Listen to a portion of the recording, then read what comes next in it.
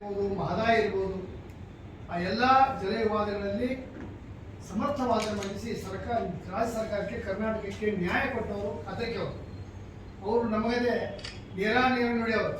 ಸಾಮಾನ್ಯರಿಗೆ ಸಾಮಾನ್ಯ ಬೆರೀತಾರೆ, ಬಹಳ ದೊಡ್ಡ ಮಟ್ಟಿಗೆ ಇರ್ತಾರೆ.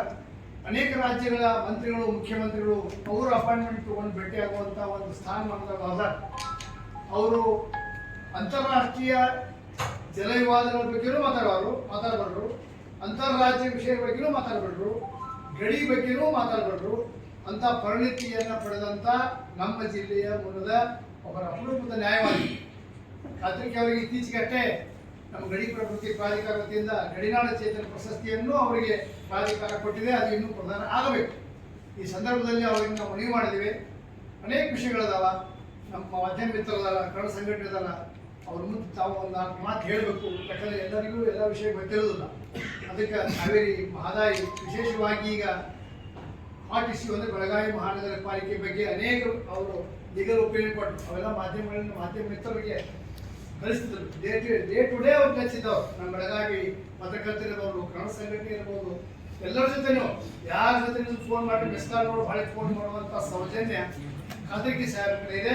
ಇವತ್ತು ಅವ್ರನ್ನ ಕನ್ನಡ ಪರ ಸಂಘಟನೆ ವತಿಯಿಂದ ನಾನು ಸ್ವಾಗತಿಸಿದ್ದೇನೆ. ಇದು ಸಂವಾದ.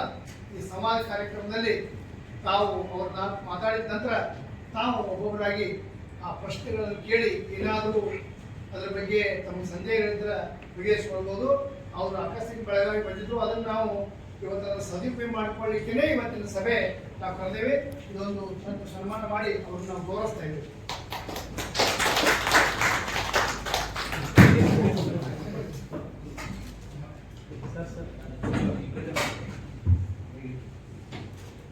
Sir, 1 second.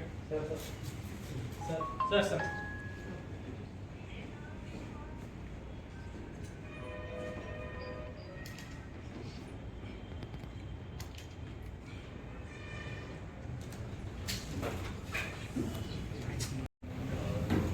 ಪ್ರಚಾರವಾದಂತಹ ಸುದ್ದಿ ಅಂದ್ರೆ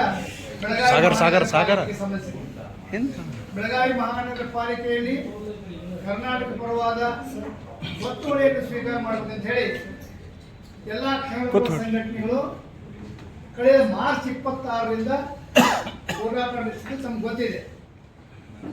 ಆದರೂ ಸಹಿತ ಬೆಳಗಾವಿ ಮಹಾನಗರ ಪಾಲಿಕೆ ಬೆಳಗಾವಿ ಕರ್ನಾಟಕದ ಅವಿಭಾಜ್ಯ ಅಂಗ.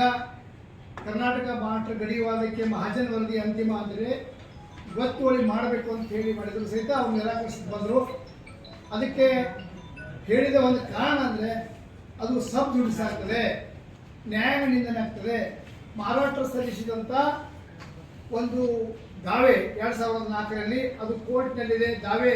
ಹೀಗಾಗಿ ನಾವು ಬರಲಿಕ್ಕೆ ಅದನ್ನು ಪಾಸ್ ಮಾಡಲಿಕ್ಕೆ ಸಾಧ್ಯ ಇಲ್ಲ ಅಂತೇಳಿ ಸಾಮಾನ್ಯ ಉಪಮಹಾಪೌರರಾದ ಕೊಂಗಾಲಿ ಅವರು ಅನೇಕ ಸಲ ನಮ್ಗೆ ಹೇಳಿದರು.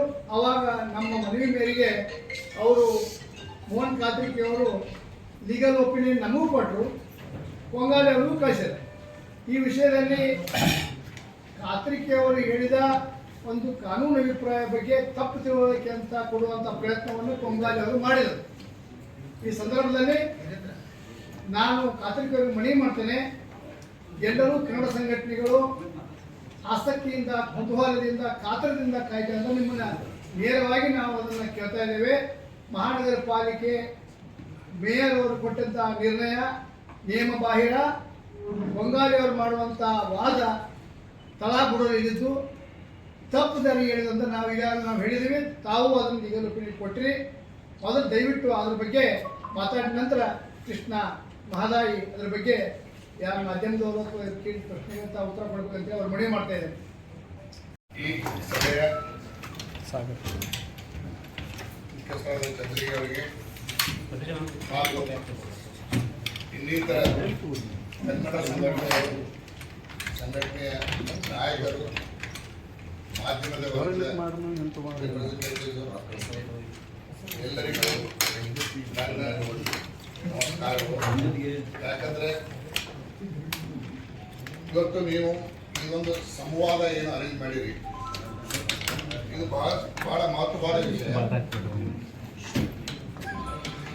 ಪ್ರಜಾಪ್ರಭುತ್ವದಲ್ಲಿ ಯಾವುದೇ ಒಂದು ಇಂಪಾರ್ಟೆಂಟ್ ಇಶ್ಯೂ ಇರ್ತಾವ, ಆ ಇಶ್ಯೂನಲ್ಲಿ ಸಂವಾದ ಡಿಸ್ಕಸ್ ಆಗೋದು ಬಹಳ ಮಹತ್ವ. ಸರ್ಕಾರ ಯಾವತ್ತೂ ಒಂದು ಸ್ಥಾನದಲ್ಲಿ ಕೂತ್ಕೊಂಡು ವಿಚಾರ ಮಾಡ್ತದೆ. ಆ ವಿಚಾರ ಮಾಡೋದಕ್ಕೆ ವಾಸ್ತವಿಕ ಸ್ಥಿತಿಯಲ್ಲಿ ಏನಾಗ್ತದೆ ಗ್ರೌಂಡ್ನಲ್ಲಿ there is always a difference, ವ್ಯತ್ಯಾಸ ಇರ್ತದೆ. ಆ ವ್ಯತ್ಯಾಸ ತಿಳ್ಕೊಳ್ಳೋದ ಸಾಕಷ್ಟು ಸಲ ಸರ್ಕಾರ ಒಂದು ನಿರ್ಣಯ ತಗೋತಾರೆ. ಸರ್ಕಾರದ ಜೊತೆ ಸರ್ಕಾರದ ವಕೀಲರು ತಗೋತಾರೆ. ಯಾಕಂದ್ರೆ ಅವ್ರು ಸರ್ಕಾರ ಏನು ಹೇಳಿದ ಅವ್ರು ಕೇಳ್ತಾರೆ. ಹೀಗಾಗಿ ಯಾವತ್ತೂ ವಾಸ್ತವಿಕ ಸ್ಥಿತಿ ಏನಿದೆ ಮೇಲೆ ನಾವೊಂದು ಇಮ್ಯಾಜಿನರಿ ಥಿಂಕಿಂಗ್ ಏನಿರ್ತದೆ ಗೌರ್ಮೆಂಟ್ನಲ್ಲಿ ವ್ಯತ್ಯಾಸ ಇರ್ತದೆ. ಆ ವ್ಯತ್ಯಾಸವನ್ನು ತೆಗಿಬೇಕಾದ್ರೆ ಇಂಥ ಒಂದು ಸಭೆ ಅವಶ್ಯಕತೆ ಇದೆ. ಹಿಂದಕ್ಕೆ ಸಾಕಷ್ಟು ಈ ಥರದ ಸಭೆಗಳು ಕಾವೇರಿ ಬೇಸಿನ್ನಲ್ಲಿ ಆಗ್ತಿದ್ವು. ಅವ ಒಂದು ಭಾಳ ಮಹತ್ವದ ಲೀಡರ್ಸ್ ಇದ್ರು ಕಾವೇರಿ ಬೇಸಿನಲ್ಲಿ. ನಂಜೇಗೌಡರು ಇದ್ದರು, ದೇವೇಗೌಡರು ಭಾಳ ಆ್ಯಕ್ಟಿವ್ ಇದ್ದರು, ಮಾದೇಗೌಡರು ಇದ್ದರು. ಒಂದು ಸಿಚುವೇಶನ್ ಇತ್ತು ಅವಾಗ. ಈ ಟೈಪ್ ಸಂವಾದ ರೈತ ಸಂಘದವರು ಭಾಳ ಜನ ಬರ್ತಿದ್ರು, ಮಾತಾಡ್ತಿದ್ರು, ಡಿಸ್ಕಷನ್ ಆಗ್ತಿತ್ತು, ಇಂಜಿನಿಯರ್ಸ್ ಬರ್ತಿದ್ರು. ಈಗ ಉತ್ತರ ಕರ್ನಾಟಕದಲ್ಲಿ ಮಹದಾಯಿ ವಿಷಯದಲ್ಲಿ ಮಹದಾಯಿ ಜನ ಭಾಳ ಸೂಪರ್ ಆ್ಯಕ್ಟಿವ್ ಇದ್ದಾರೆ, ಸ್ವಲ್ಪ ಹೆಚ್ಚಿನ ಅದಾರೆ. ಆದರೆ ಬಾರ್ಡರ್ ಇಶ್ಯೂದಲ್ಲಿ ಅಷ್ಟು ಕಾಂಟ್ಯಾಕ್ಟ್ನೇ ಇಲ್ಲ. ರಾಜ್ಯ ಸರ್ಕಾರ ಏನು ವಿಚಾರ ಮಾಡ್ತಾರ, ಇಲ್ಲಿ ಏನಾಗ್ತದ, ಇದ್ರ ಬಗ್ಗೆ ಅಂತ ಭಾಳ ಐತಿ. ರಾಜ್ಯ ಸರ್ಕಾರ ಒಂದು ಬ್ರಾಡ್ ಫ್ರೇಮ್ವರ್ಕ್ ಮೇಲೆ ವಿಚಾರ ಮಾಡ್ತಾರ. ಬೆಳಗಾವಿ ನಾವು ಬಂದ್ಬಿಟ್ಟೈತಿ 56ನೇ ವಿಷಯದೊಳಗೆ ನಾವು ತಲೆ ಕೆಡಿಸ್ಕೊಳ್ತೇವೆ. ಮುಂದೆ ನಾವು ಬೇಕಾದ್ರೆ ನಾವು ಕೇಸ್ ಹಾಕಲಿ, ಬೇಕಾದ್ರೆ ಮಾಡಲಿ. ಬೆಳಗಾವಿ ಕಾರ್ಪೊರೇಷನ್ ರೆಸೊಲ್ಯೂಷನ್ ಮಾಡ್ತೇವೆ ಅಂತಂದ್ರೆ ಅದಕ್ಕೊಂದು ಏನೋ ಅವರು ಲೀಗಲ್ ಇಂಪ್ಲಿಮೆಂಟ್ ಪಾಯಿಂಟ್ ಔಟ್ ಮಾಡ್ತಾರೆ, ಸಬ್ ಜುಡಿಷನ್ ಅಂತೇಳಿ. ಈ ಟೈಪ್ ಹೋಗ್ತಾವೆ, ಫಾರ್ಮುಲಾ ಆಗಿ ಹೋಗ್ತಾರೆ ಗೌರ್ಮೆಂಟ್. ಬಟ್ ಇವತ್ತೊಂದು ವಾಸ್ತವಿಕ ಸ್ಥಿತಿ ನೋಡಿ, it you have to understand the aspirations of the people. ಇದು ಬಾರ್ಡರ್ ಡಿಸ್ಪ್ಯೂಟ್ ಆಯ್ತು, ವಾಟರ್ ಡಿಸ್ಪ್ಯೂಟ್ ಆಯ್ತು, ಅಷ್ಟು ಈಸಿ ಹ್ಯಾಂಡಲ್ ಮಾಡೋದು ಕಾಣಲ್ಲ. ನಾವು ತಿಳ್ಕೋಬೇಕು ಏನು ಇಲ್ಲಿ ಪರಿಸ್ಥಿತಿ ಐತಿ. ಅದರ ಮುಖಾಂತರ ಕಾನೂನ ಚೌಕಟ್ಟಿನಲ್ಲಿ of course all move, but having regard to the people's aspirations. Belagavi ಸಂಬಂಧಪಟ್ಟಂತೆ ನಮಗೆಲ್ಲರಿಗೂ ಗೊತ್ತು, ನಮಗೂ ಹೆಚ್ಚು ಗೊತ್ತು, ಇದು ಕರ್ನಾಟಕದ ಒಂದು ಇಂಟಿಗ್ರಲ್ ಪಾರ್ಟ್. ರೈಟ್? ಇವತ್ತಲ್ಲ, ಇದು 100 ವರ್ಷದಿಂದ ಬಂದಿತ್ತು. 1818ರಲ್ಲಿ ಆಂಗ್ಲೋ ಮರಾಠ ವಾರ ಆಯಿತು. ಆಂಗ್ಲೋ ಮರಾಠ ವಾರ್ನಲ್ಲಿ ಬ್ರಿಟಿಷರು ಗೆದ್ದರು. ಆಮೇಲೆ ಈ ಭಾಗ ಬ್ರಿಟಿಷರ ಭಾಗವಾಯಿತು. ಕೆಲವು ದಿನ ಸದರನ್ ಮರಾಠ ಅಂತಿದ್ರು, ಒಂದು ರೀಜನ್ ಮಾಡಿದರು. ಅದು ಮದ್ರಾಸ್ ಗೌರ್ಮೆಂಟಕ್ಕೆ ರಿಪೋರ್ಟ್ ಆಗ್ತಿತ್ತು. ಕಿತ್ತೂರಿನಲ್ಲಿ ಏನೊಂದು ಇದು ಆಯಿತು, ರಿವೋಲ್ಟ್. ಅದಾದಮೇಲೆ ಮದ್ರಾಸ್ ಸರ್ಕಾರಕ್ಕೆ ಬೇಡ, ಇದು ಮುಂಬೈ ಸರ್ಕಾರಕ್ಕೆ ರಿಪೋರ್ಟ್ ಮಾಡಬೇಕು. ಮುಂಬೈ ಸರ್ಕಾರಕ್ಕೆ ಈ ಒಂದು ಭಾಗದ ಜವಾಬ್ದಾರಿ ಕೊಟ್ಟರು. ಆಮೇಲೆ ಇಲ್ಲಿ ಈ ಒಂದು ಏರಿಯಾ ಮುಂಬೈ ಕರ್ನಾಟಕ, ಮುಂಬೈ ಸರ್ಕಾರದ ಭಾಗವಾಯಿತು. ಇದು 1956ವರೆಗೆ ನಡೀತು. ಮುಂಬೈ ರಾಜ್ಯ, ಅದು ಮರಾಠ, ಅದರಲ್ಲಿ 1/4 ಕನ್ನಡ, 1/4 ಸಿಂಧ್ ಆಲ್ಸೋ ಇತ್ತು. ಸಿಂಧ್ ಅಂದರೆ ಪಾಕಿಸ್ತಾನ ಆಗಿತ್ತು. ಆಮೇಲೆ ಈಜಿಪ್ಟ್ನಲ್ಲಿ ಬಾಂಬೆ ಗವರ್ಮೆಂಟ್, ಅಂದರೆ ನಮ್ಮ ರಾಜ್ಯ ಏನಿತ್ತು ಮುಂಬೈ ರಾಜ್ಯ ಒಂದು ವ್ಯಾಪ್ತಿ ಇತ್ತು, ದೊಡ್ಡ ರಾಜ್ಯ. ಸೊ ಅದು ಮಹಾರಾಷ್ಟ್ರಕ್ಕೂ ಸಂಬಂಧ ಇಲ್ಲ, ಕರ್ನಾಟಕ ಅಲ್ಲ, ಗುಜರಾತ್ ಅಲ್ಲ, ಸಿಂಧೂ ಅಲ್ಲ, ಎಲ್ಲರದ್ದು ಒಂದು ಕಾಂಪೋಸಿಟ್ ಸ್ಟೇಟ್. 1920ರಲ್ಲಿ ಭಾಷಾವಾರ ಪ್ರಾಂತ ಕರ್ನಾಟಕದಲ್ಲಿ ಅಷ್ಟೇ ಅಲ್ಲ, ಬೇರೆ ಬೇರೆ ಕಡೆ ಓದಿರ್ಬೇಕು ಕರ್ನಾಟಕ ಮಾಡಬೇಕು. ಅವಾಗ ಒಂದು ಪ್ರಾಬ್ಲಮ್ ಇತ್ತೇನಪ್ಪ ಅಂದರೆ, ಕರ್ನಾಟಕ ಈ ಅವಧಿ ಒಳಗೆ ಪೂರ್ತಿ ಇರಲಿಲ್ಲ. ಅರ್ಧ ಕರ್ನಾಟಕ, ಮಂಗಳೂರು, ಕೂರ್ಗ್ ಅಷ್ಟೇ ಬ್ರಿಟಿಷ್ ಡೈರೆಕ್ಟರೇಟ್. ಉಳಿದ ಭಾಗ ಇತ್ತು, ಒಂದು ಭಾಗ ಹೈದರಾಬಾದ್, ನೈಜಾಮ ಕಡೆ. ಅವರಂದ್ರು ನಾವು ನಮ್ದೇನು ಟೆರಿಟರಿ ಐತಿ ಅಷ್ಟು ಬೇಕಾದ್ರೆ ನಾವು ಮಾಡುವ ಸಣ್ಣ ರಾಜ್ಯ. ಮೈಸೂರು ಪರ್ಮನೆಂಟ್ ಕಂಟ್ರೋಲ್ ಐತಿ, ಬಟ್ ಅದನ್ನು ಸೇರ್ಸಕ್ಕೆ ಬರಂಗಿಲ್ಲ. ಹೀಗಾಗಿ 1936 ಕರ್ನಾಟಕ ಆಗಲಿ. ಆದರೆ 2 ರಾಜ್ಯ ಅದು ಸಿಂಧ್ ಪ್ರಾಂತ ಆಯಿತು, ಒಡಿಶಾ ಇದ್ರೂ ಸಹ ಅದನ್ನು ದೇ ನಾಟ್ ಮೇಜರ್ ಪ್ರಾಬ್ಲಮ್ ಅಲ್ಲಿ ಮಾಡಿದರು. ಮುಂದೆ ಇಂಡಿಪೆಂಡೆನ್ಸ್ ಬಂತು, ಯಾರು ಒಂದು ಭಾಷೆ ಜನರನ್ನ ಒಂದು ಕಡೆ ಕೂಡಿಸ್ಬೇಕು ಅನ್ನೋ ಡಿಮಾಂಡ್ ಸ್ಟಾರ್ಟ್ ಆಯಿತು. ಅದಕ್ಕೆ ಎಲ್ಲ ಯಾವ ಸ್ಟಡಿ ಮಾಡ್ಬೇಕಂತಾರೆ. ಅದೇ ಟೈಮ್ನಲ್ಲಿ ಬ್ಯಾರಿಸ್ಟರ್ ಪ್ರಕಾಶಂ ಆಂಧ್ರದಲ್ಲಿ ಹಂಗರ್ ಸ್ಟ್ರೈಕ್ ಹೋಗ್ತರು. ಅದೊಂದು ಸಿಚುವೇಶನ್ ಡೆವಲಪ್ ಆದಮೇಲೆ ಕಾಂಗ್ರೆಸ್ ಪಾರ್ಟಿ ರೆವಲ್ಯೂಷನ್ ಇತ್ತು. ಮಹಾತ್ಮ ಗಾಂಧಿಯವರೆಲ್ಲ ಈ ಭಾಷಾವ ರಾಜ್ಯ ಆಗಬೇಕು, ದೇಶ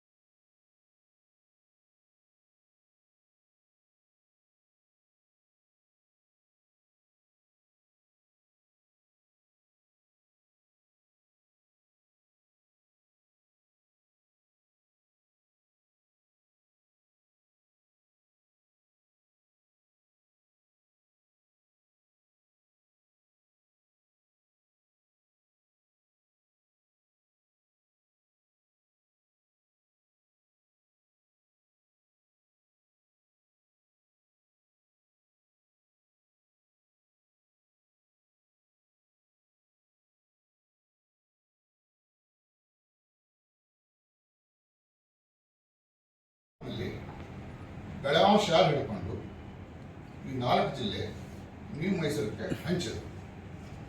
ಅಲ್ಲಿಂದ ಟ್ರಾನ್ಸ್ಫರ್ ಆಗಿ ಇಲ್ಲಿ ಕೊಟ್ಟರು. 60 ವರ್ಷ ಆದಮೇಲೆ ಈ ಒಂದು ಸೂಟ್ ಹಾಕಿದ್ರು ಮಹಾರಾಷ್ಟ್ರ. ಅವಾಗೇನು ಹಂಚಿದ್ರಲ್ಲ 56ರಲ್ಲಿ ಗೊತ್ತಾಗ,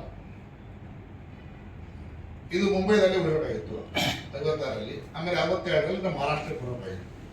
ಇದೊಂದು ಕೇಸ್ ಹಾಕ್ಯಾರ. ಕೇಸ್ ಯಾರ ಮೇಲೆ ಯಾರು ಹಾಕ್ಬೋದು, ನಿಮ್ಮ ಪ್ರಾಪರ್ಟಿ ಮೇಲೆ ತಗೊಂಡು ಹಾಕ್ಬೋದು ನಂದು ಅಂತ ಹೇಳಿ ಕೇಸ್ ಹಾಕ್ತಾರೆ, ಹಾಕ್ಯಾರ.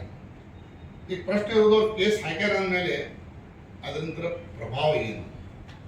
ಇದನ್ನು ಕರ್ನಾಟಕ ಬಿಟ್ಟರೆ ಕೇಂದ್ರದ ಕಾನೂನು ಐತಿ, ಕರ್ನಾಟಕ ಕಾನೂನು ಪಾಸ್ ಮಾಡ್ಯಾರ, ಕಾನ್ಸ್ಟಿಟ್ಯೂಷನ್. ಯಾರು ಇದ್ರ ಬಗ್ಗೆ ತಕರಾರು ಏನಿಲ್ಲ. ಬೆಳಗಾವಿ ಹಾಕಬೇಕಾಗಿತ್ತು, ಕರ್ನಾಟಕದಲ್ಲಿ ಹಾಕಬಾರ್ದಾಗಿತ್ತು ಅನ್ನೋ ಬಗ್ಗೆ ಯಾರು ವಿಚಾರ ಮಾಡೋರು? ಪಾರ್ಲಿಮೆಂಟ್ ವಿಚಾರ ಮಾಡ್ಯಾರ, ಅವ್ರು ಹಾಕ್ಯಾರ, ಇದು ಜೋಡಿಸ್ಯಾರ. ಇದನ್ನು ಯಾರು 60 ವರ್ಷದ ಮ್ಯಾಗ ಪ್ರಶ್ನಿಸ್ತಾರೆ ಏನಾದ್ರು ಅರ್ಥ ಐತಿ? ಏನೂ ಅರ್ಥ ಇಲ್ಲ ಇದೆ. ಸೊ ಈ ಬಗ್ಗೆ ಹೆಚ್ಚು ಗಾಬರಿ ಪಡುವ ವಿಷಯ ಅಲ್ಲ. ಆದರೆ ಯಾವುದೇ ಒಂದು ಕೇಸ್ ಕೋರ್ಟ್ನಲ್ಲಿದ್ದರೆ ಅದನ್ನು ನಾವು ಭಾಳ ಕೇರ್ಫುಲ್ಲಾಗಿ ನಡೆಸಬೇಕು. ರಾಜ್ಯ ಸರ್ಕಾರ ನಡೆಸ್ಲಿಕ್ಕತ್ತಾರ, ಆ ಟೀಮ್ನ ಇಲ್ಲ. ಯಾಕಂದರೆ ಕೆಲವು ವಿಷಯದಲ್ಲಿ ಒಳಗಿದ್ರು ಬಂದು ಹೊರಗಿರೋದು ಚಲೋ. ಸೊ ನಾನು ಸಾಕಷ್ಟು ಸಲ ಕೇಳಿದರು, ನಾ ಅದರಲ್ಲಿ ಟೀಮ್ ಜಾಯ್ನ್ ಆಗಿಲ್ಲ. ಹೊರಗಿಂತ ನೋಡ್ತೀನಿ, I am from Belgaum, I know. So ಹೊರಗೆ ಇಟ್ಕೊಂಡು ನಿಮ್ಗೆಲ್ಲ ಮಾತಾಡಿದ್ರೆ much more useful than inside ಐತಿ ಹೇಳಿ ನಾ ಹೊರಗೆ ಹೊಡೆದೈತಿ. ಸೊ ಅದಕ್ಕೆ ಬೆಳಗಾವಿ ಕರ್ನಾಟಕದಲ್ಲಿ ಅವಿಭಾಜ್ಯ ಅಂತ ಇಂಟಿಗ್ರಲ್ ಪಾರ್ಟ್ ಇದು ಯಾರು ಏನು ಮಾಡಲಿಕ್ಕೆ ಇದೆ. ಸುಪ್ರೀಂ ಕೋರ್ಟ್ ಫೈನಲಿ ಡಿಸೈಡ್ ಮಾಡೋ ಹೊತ್ತಿನಾಗ ಯಾವ ದೃಷ್ಟಿಯಿಂದ ಡಿಸೈಡ್ ಮಾಡ್ತಾರೆ ಬೇರೆ ಮಾಡಿ, ಅದು ನಾವು ಲೀಗಲಿ ನೀಡ್ ನಾಟ್ ಡಿಸ್ಕಸ್, ಅದೆಲ್ಲ ಸಬ್ ಜುಡಿಸ್. But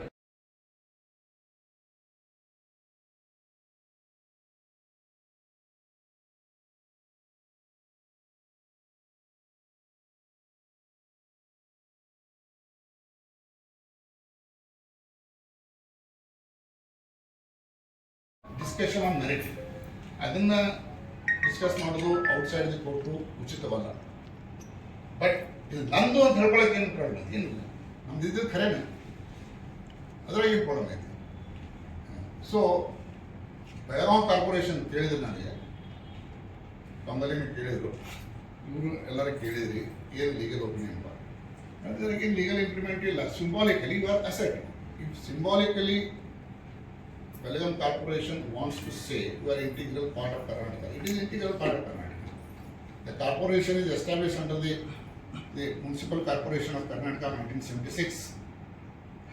Even Rajini Corporation, Namda Corporation.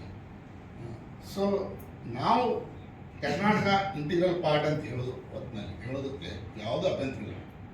ಹೆಚ್ಚಿಗೆನೇ ಹೇಳಿದ್ರಪ್ಪ ಅಂತಂದರೆ ಮಹಾರಾಷ್ಟ್ರ ಕೇಸ್ ಆಗ್ತಿಲ್ಲ ಹಂಗೆ ಹಿಂಗೆಲ್ಲ ಹೇಳಿದ್ರೆ ಅದನ್ನು ಪರವಾಗಿಲ್ಲ. Without commenting on the merits of the case, in my legal opinion perfect. So ಅಭ್ಯಂತರ ಆತಂಕ ಇನ್ನು ರಾಜ್ಯ ದೃಷ್ಟಿಯಿಂದ ನಾವು ಮಾಡೋ ಈ ವಿಷಯದಾಗ ನಿಮ್ಗೆ ಹಕ್ಕು ಇರ್ತೈತಿ. ಹಕ್ಕೈತಂದ್ರೆ ಮಾಡ್ಕೊಂತ have regard to other factors of peace and other things they may declare, they not declare, that is left to them.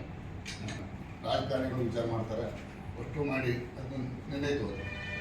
ಕಾನೂನು ದೃಷ್ಟಿಯಿಂದ ಹೇಳ್ತಾರೆ ಯಾವುದೇ ಆತಂಕ ಇಲ್ಲ. ಮಟ್ಟಿಗೆ ನಾನು ಹೇಳಬಲ್ಲೆ, if the government of Karnataka's opinion is sought by the corporation, go ahead and decide whether ultimately to pass a resolution or not. That again is ಇಷ್ಟು ಮಟ್ಟಿಗೆ ಬೆಳಗಾಂ ಗಡಿ ಸಮಸ್ಯೆ ಬಗ್ಗೆ ಹೇಳ್ತೀನಿ. ಈ ಕೇಸು ಭಾಳ ವಿಚಾರ ಮಾಡಿ ಸರ್ಕಾರ ಮಾಡಕತ್ತಾರ ಎಲ್ಲ ಸಾಕಷ್ಟು at highest level they are restoring their attention. ನಾವು ಇದ್ರ ಬಗ್ಗೆ ನಿರ್ಲಕ್ಷ್ಯ ಮಾಡಬಾರ್ದು.